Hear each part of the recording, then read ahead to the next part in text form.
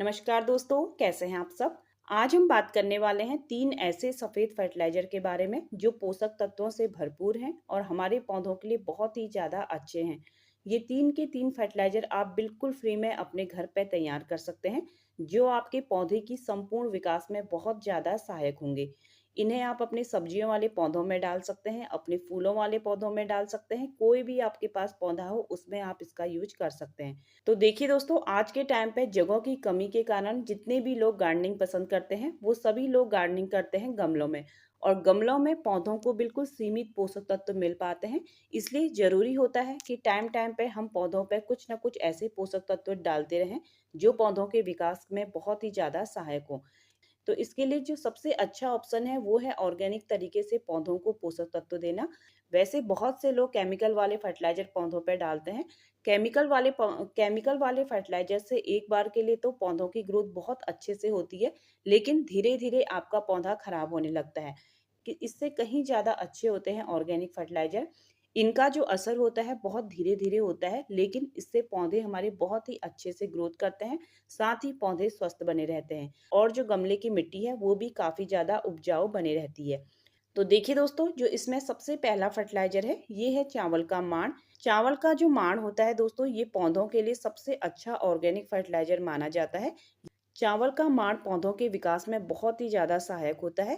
चावल का जो मांड होता है दोस्तों, इसमें काफ़ी ज़्यादा ऐसे पोषक तत्व होते हैं जो पौधे की जड़ों को मजबूत बनाते हैं। साथ ही पौधे में आपकी काफ़ी अच्छी चमक आती है। चावल का मांड या चावल का फर्टिलाइज़र आप 3 तरीके से बना सकते हैं।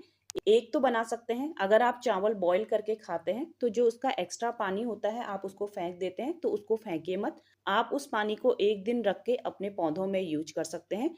दूसरा, अगर आप चावल बॉयल करके नहीं खाते हैं, डायरेक्ट ही चावल बना के खाते हैं, तो जब भी आप चावल बनाएँ तो उसमें थोड़ा-सा एक्स्ट्रा पानी डाल दीजिए और जैसे ही पानी उबलने लगे तो उसमें से थोड़ा-सा पानी निकाल के अलग रख दीजिए।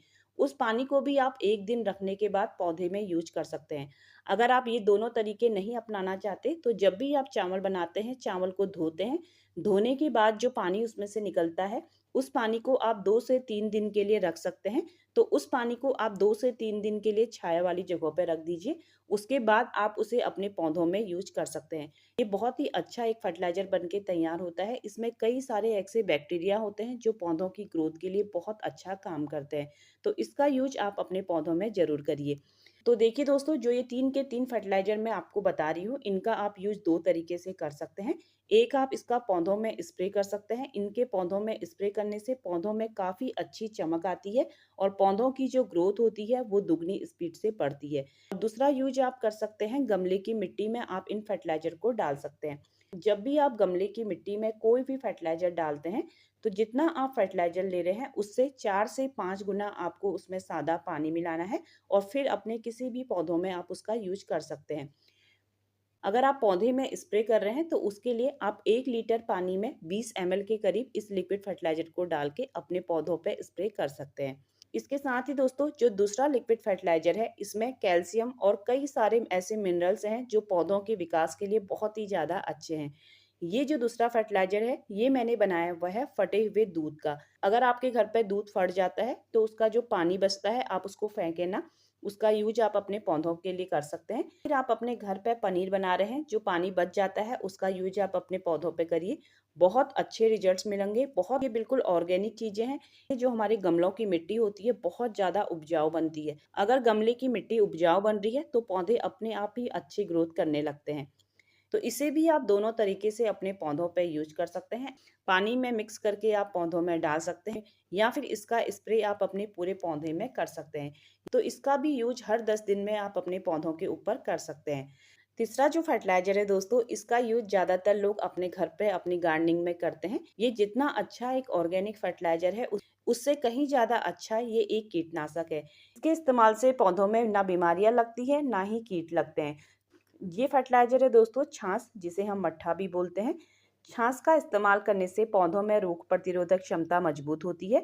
छाछ में कई सारे ऐसे बैक्टीरिया होते हैं जो पौधे के लिए बहुत ही ज़्यादा अच्छे हैं। जब हम छाछ का स्प्रे पौधे के ऊपर करते हैं तो पौधे में ऊपर से लगने वाली कई सारी ऐसी बीमारियां हैं जिनसे रोकथाम होती है।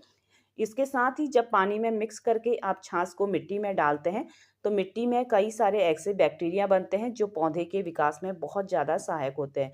तो छाछ का यूज भी आप अपने पौधे में हर 15 से 20 दिन में कर सकते हैं। ये बहुत ही अच्छा एक फर्टिलाइज़र है और कीटनाशक है।